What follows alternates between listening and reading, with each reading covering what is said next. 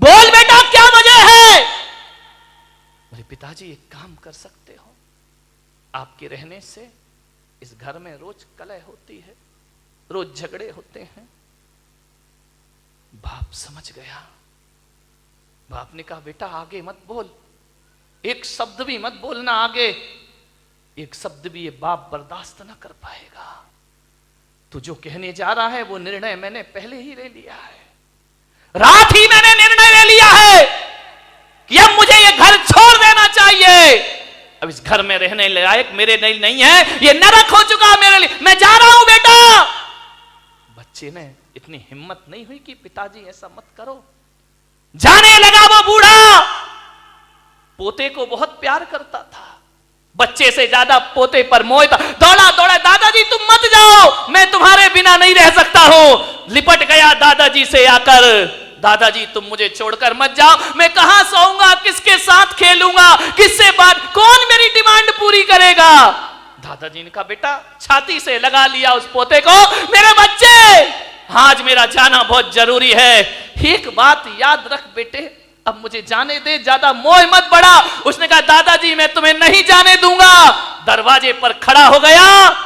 दादाजी ने कहा बेटा देख, तेरे मम्मी पापा को मेरा यहां रहना अच्छा नहीं लगता है, इसलिए मैं ये घर छोड़ करके मैं तुझसे मिलने आऊंगा।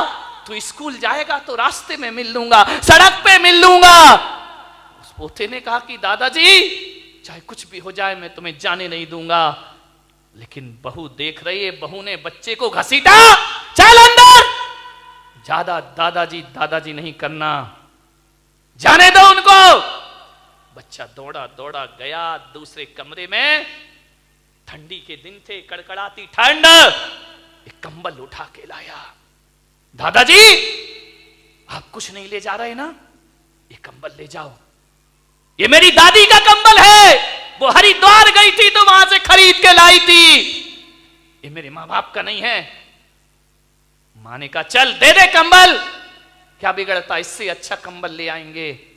दादाजी के कंबल दिया पोते ने, उसने छाती से लगाया कंबल को। यही मिला उसे पूरी जिंदगी में, जिसके लिए मकान दुनिया सब कुछ बसाई, ये कंबल हाथ लगा है लास्ट में। क्या मिलता इस आदमी को? कुछ नहीं। कंबल ले जाने लगा, पोता आया, बोले ठहरो दादाजी, ऐसे मत जाओ, आप जा रहे हैं, आपने मकान अपने बच्चे को दे दिया, ये सारा पैसा बहू को दे, मुझे क्या दिया आपने? अरे उसने कहा तू तो अभी बहुत प्यार कर रहा था बेटा, मेरे पास क्या है, ये माँ बाप तेरे हैं, ये मकान तेरा। नहीं दादाजी, आपसे मैं बहुत प्यार करता हूं, थोड़ी निशानी मुझे आपकी चाहिए। क्या लेगा बच्चे मेरे से, मेरे पास कुछ नहीं है। कैंची लेकर आया, कंबल को आधा काट दिया। मां ने कहा पागल, ये कंबल क्यों काटा है? ना तेरे काम का रहा, ना दादाजी के काम का रहा, दो टुकड़े कर दिए। बोले मां मैं जानता हूं ये कंबल दादाजी के काम का तो नहीं रहा, लेकिन मेरे बहुत काम का है कंबल। बोले क्यों? बोले जैसे आप दादाजी को घर से निकाल रहे हो, और बड़ा होकर जब मैं तुम्हें निकालूंगा तो आधा कंबल तुम्हारे बहुत काम आएगा जिंदगी में, ध्यान रखना। मान्यवर, उस बूढ़े बाप की आंखें डबडबा गईं। मैं दूंगा तुम्हें, जब तुम अपनी कमाई का अपने पिता को कुछ नहीं दे रहे हो तो मैं भी तुम्हें क्यों दूंगा? आधा कंबल संभाल के रखूंगा मैं अपनी जिंदगी में। बूढ़ा चला गया, आधा कंबल सीने से लगाए चला गया। ना जाने कहां जा रहा है उसे नहीं पता, कहां जाएगा ये भी नहीं जानता है। वह चलते जा रहा, चलते जा रहा, चलते जा रहा, एक फोटोग्राफर की दुकान पे पहुंच गया। उसने देखा, ना जाने क्या सूझी बुढ़ापे में उसको, कंबल दबाए हुए सीढ़ियां चढ़ गया। फोटोग्राफर से बोला कि बेटा मेरी एक फोटो खींच सकता है? उसने कहा दादाजी को क्या हो गया, फोटो खींच दे। आंखों में कीचड़, टूटा हुआ चश्मा, फटा हुआ कंबल। उसने कहा दादाजी खींचूंगा मैं फोटो, आइए बैठिए। उसको बिठाया, फोटोग्राफर ने रुमाल से दादाजी का मुंह साफ किया। इतनी जोर से बूढ़े ने उसके हाथ पकड़े कि बेटा, जिसकी गंदगी बचपन में साफ की, उन बच्चों ने मेरा मुंह ना पोंछा। एक बात याद रखना बारामती वालों, ये कभी कभी जो प्यार अपनों से नहीं मिलता वो पड़ोस में प्राप्त हो जाया करता है। उसने कीचड़ पोंछा, चश्मा सही किया। दादाजी ये चश्मा टूटा है, ये तार निकला है इसका, सही क्यों नहीं किया? क्या करूं बेटा, जो कल तक आंखों के तारे थे उन्होंने चश्मे का तार नहीं सुधरवाया मेरे। फोटो निकाली। फोटो निकालने के बाद दादाजी ने अपने जेब में हाथ डाला, एक फटा पुराना 5 का नोट निकाला। बोले बेटा ये ले ले। उसने कहा नहीं पिताजी, दादाजी अब पैसे नहीं चाहिए मुझे, मैं आपकी फोटो जरूर बना कर दूंगा। बोले मेरे पास कुछ नहीं बेटा, केवल ये फटा 5 का नोट है, तू रख, तेरे बहुत काम आएगा। उसने कहा नहीं दादाजी मुझे नहीं चाहिए। बोले रख ले बेटा रख ले। बोले मुझे नहीं चाहिए। तो बूढ़े ने कहा अपनी नहीं तो मेरी खुशी के लिए रख ले। दादाजी आपको ये 5 रुपया देने में खुशी मिलेगी? उसने कहा लाओ मुझे दे दो। उसने 5 का नोट देखा, फटा सा था। आज वो 5 का नोट हजारों की गड्डियों के सामने भारी पड़ रहा था उस फोटोग्राफर को। उसने लिया 5 का नोट डाला। दादाजी ने कहा 2 दिन बाद मेरी फोटो दे देना मुझे। बोले ठीक है। 2 दिन बीते। 2 दिन बाद 2 लड़के पहुंचे फोटोग्राफर के पास।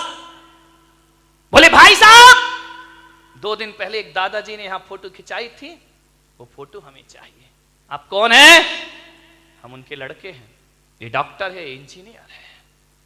आप उनके लड़के हैं? आपको कैसे पता कि फोटो खिंची है? बोले बड़ा अफसोस है कि जिस दिन मेरे पिता तुम्हारे यहां से फोटो खिंचा के जा रहे थे और इन सीढ़ियां उतर रहे थे, आगे पहुंचे हैं और एक जोरदार ट्रक की टक्कर में उनका एक्सीडेंट हुआ और वो दुनिया में नहीं रहे। जब हमें सूचना मिली हम गए, जब तक प्राण पखेरु उड़ गए, उनके कुर्ते के जेब में तुम्हारी दुकान की रसीद पड़ी थी। बस वही रसीद लेकर हम तुम्हारे यहां आए हैं। वो फोटो तो दिखाओ जरा। फोटो दिखाई। अरे ये फोटो खींची है तुमने? ये फटे से कपड़े, टूटा सा चश्मा, आंखों में कीचड़। बोले एक काम करो, कंप्यूटर का जमाना है, इसमें एडिट कर दीजिए, अच्छी शेरवानी पहना दो इनको, सोने की चेन डाल दो गले में, एक अच्छी कुर्सी पर इन्हें बिठा दो, इनका चेहरा थोड़ा सा बदल दो। उसने कहा भाई साहब बहुत पैसा लगेंगे। बोले देंगे। 5,000 रुपए लगेंगे। बोले देंगे 5,000 रुपए। ये वो औलाद जिसने जीते जी बाप को 5 रुपए नहीं दिए, वो 5,000 की फोटो ले रही है। उस आदमी ने पूछा कि आप इतनी बड़ी फोटो क्यों बनवा रहे हो? बोले परसों हमें इनका उठावना करना है, इस समाज में हमारी इज्जत का सवाल है, ध्यान रखिए। हम उनकी ऐसी फोटो नहीं लगा सकते हैं, हमारा भी स्टेटस है, हमारा भी स्टैंडर्ड है। सारी समाज हमारे यहां आएगी। जितनी सुंदर फोटो बना सको फोटो बना दीजिए। कल सारे लोग श्रद्धांजलि सभा में उपस्थित होंगे। ये है माँ बाप का सम्मान। फोटोओं पर फूल चढ़ाने वालों, जीते जी 2 शब्द प्यार से नहीं बोलते हो। कैसी औलाद है कि जीते जी बाप के लिए नए कपड़े नहीं आते, मर जाए तो नया कफन खरीदने दौड़ते हो। ध्यान रखिए मेरे भाई, आपसे निवेदन है, लाशों पर फूल मत चढ़ाना कोई बात नहीं है। जीते जी बाप से फूल जैसी बातें जरूर किया करो, तुम्हारा जीवन सार्थक होगा। यह संस्कृति होना चाहिए भारत की। मेरे सानिध्य में मुझे बड़ा दुख है कि मैं संत होकर मुझे एक वृद्धाश्रम बनाना पड़ा जहां बुजुर्ग लोग रहा करते हैं। ऐसे ऐसे लोग आते हैं मेरे पास आंसू बहाते, हर एक घर की दुनिया से बाहर निकल के देखो, अपने ही घर को दुनिया मत समझिए।